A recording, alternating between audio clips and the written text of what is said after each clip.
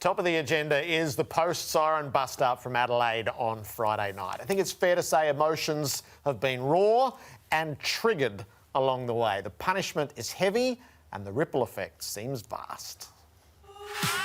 The Karma Bus got him. I'll be honest, Jack said what he said through the week and I just told him after the game he wasn't going anywhere. I like seeing it. It's all theatre. It's all fun. Surely as a coach you understand where the line is. You throw something our way, we're going to throw something back occasionally.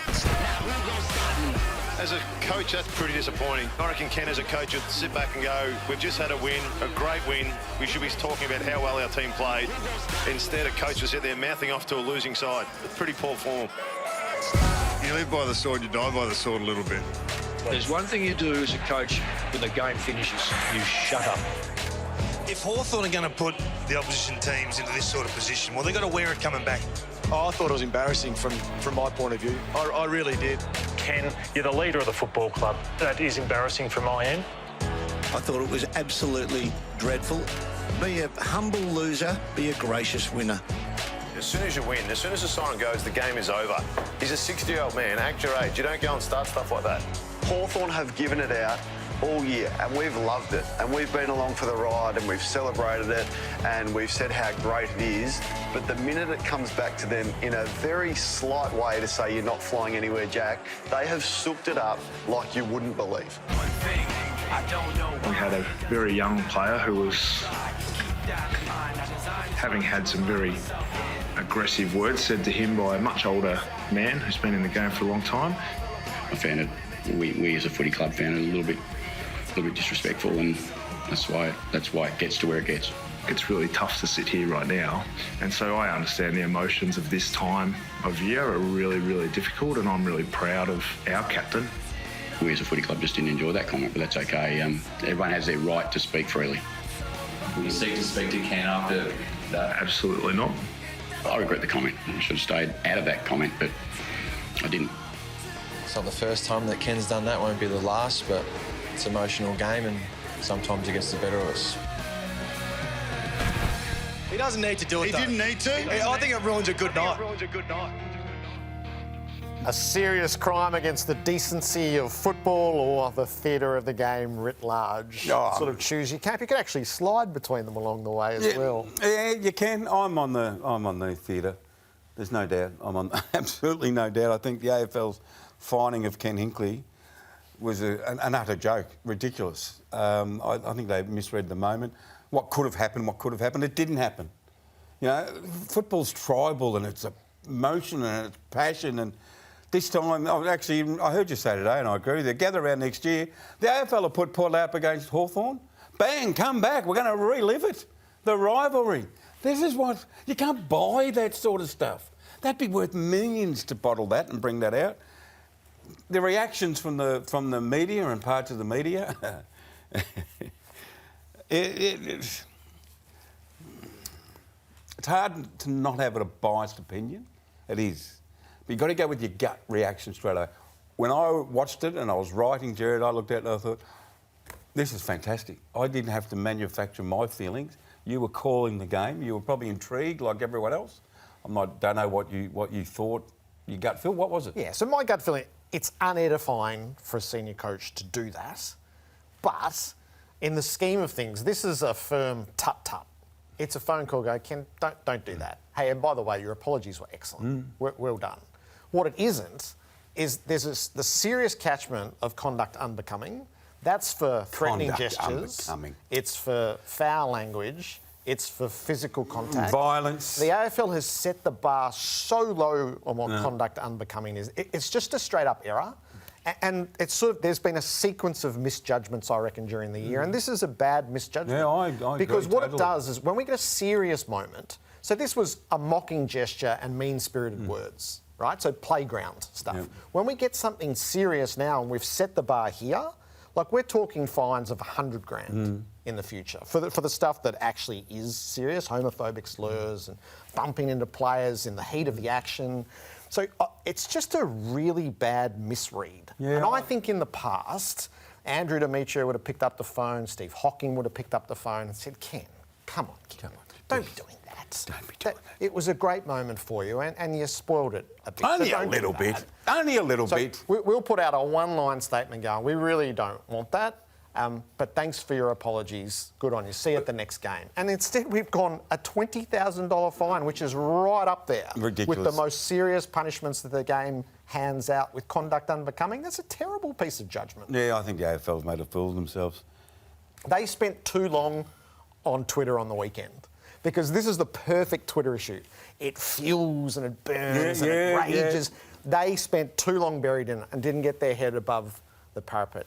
And incidentally, those who have lived the job, I don't think did the profession any favours. There's clearly a really short memory on what the emotions do to you and the situations you can find yourself in. All the people who were critical. Hanging Kenny as former coaches, have you forgotten? No. Have you forgotten what it was like and what you did along the way? That was no good either. This was a moment in the profession to go, hey, tell us what drives you to this moment. That's what I was wanting to say. The AFL, they've got to be more aware, or they should be more aware, or should have been more aware of the pressure that Ken Hinkley was under. I mean, everyone says, oh, you can't act like that. Well, get in his shoes and tell me how you would act, because all week, we discussed this a week ago, all week Kenny's going to have to push away all commentary. You're going to get sacked, Ken. You are going to get sacked when you lose this game, because you are going to lose. You can't coach. You haven't won a premiership. You're the longest-serving coach, never to make a grand final, etc., etc., etc. He's human. He's not a machine. The emotion on the ground. If you're not there and not feeling how, or knowing how Kenny's feeling, how can you dictate to anyone how to act? Some of those coaches, and I like those coaches. They're all guilty of having emotional overload moments in their career. Sam Mitchell included as a player. Lee Matthews, Mick Malthouse, Kevin Sheedy, go through them all. They've all had emotional overloads. I thought we needed people to give us an understanding of the pressure rather than, no, that's bad, don't do it again. So let's leave hanging punishments for hanging offences. And this wasn't it. You've written a story tonight, just before we came on, that Port is guaranteeing Ken Hinkley will be coaching next year as per his contract. He's met the threshold. Yeah, he will be coaching Port next year. But Port people know he's a very, very good coach. Is he a great coach? Probably have to win a premiership to be a great coach. But if they come to the realisation, they're probably known for some time, that this is a hard competition. He gets his team up mostly every year to compete. They're into another preliminary final. He's contracted again for next year. And all this discussion about could he go to West Coast, that's just completely off the table. Ken Hinkley will be coaching Port Adelaide, and I've only said this once before, Gerard, and I got it wrong, but I'm going to go again. Take it to the bank. Okay. Take it to the bank. Ken Hinkley will be coaching Port Adelaide. And so he should, as they set a high threshold and he's met that threshold. What about the game itself and the way that they played? So maybe Port's side of things first. Everything that was absent the week before was in front of us from the opening minutes, and you went, oh, right, so this is how it's going to be tonight. And it immediately transformed the way you were thinking about the game. If they're going to play like that, and Port have that in them, and it usually is when Ken's able to fuel them right up for it, and they were right up for it. In about 25 years' time, when we have AFL films and the clubs let us in to do documentaries on a week inside a club, that was the week that you go into Port and say, righto, Kenny, well done coaching staff, righto players. And we spoke about it last week, Gerard. Discuss what happened here, regroup, set a task and get our mind to it. Now, how that eventuated during the week is the art of coaching. Now, did Ginnivan play a role in that? Ginnivan didn't. But what he actually did was part of the us against the world mentality. They don't rate us. No, they're not even thinking about us. They didn't say, oh, let's beat Jack Ginnivan. It was just part of the us.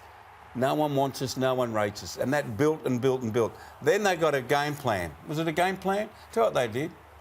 I said to you once before, Gerard, fail that was stopped by weight. Any good team can be stopped by pressure.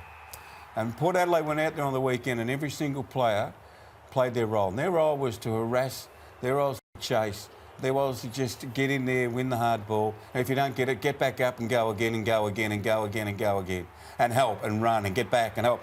And that is a demanding thing to do. But It wasn't a flash in the pan 10 minutes, which happens in games. They get up emotionally, but as soon as it turns against them, that falls away. This was a 4-quarter effort, right, masterminded by the coaches and carried out by the players. Now, Kenny gets a lot of the credit because he's a coach, but in fact, the real credit has got to go to those players because they went out and did it. Now, Ken, well done. But well done. You're out of it. It's up to the players, and they were superb. Absolutely. From the youngsters to the unheralded, like Jordan Sweet up against, Lloyd Meek, Logan Evans, who we spoke about when he got the Rising Star. 18 years of age, Jared. 18 years of age. Willie Rioli, just go through every single one of them. They should be really, really proud. They're big outsiders against Sydney, but it has the most peculiar result of the whole season, which we've spoken about a number of times, the 112-point thrashing when last they met, and Port have won 8 in a row. What about the Hawthorn side of things? So they did feel sawn off as we watched the Sicily kick again, and that's, in the end, the width of it is the width of a goalpost. That's the margin in the game.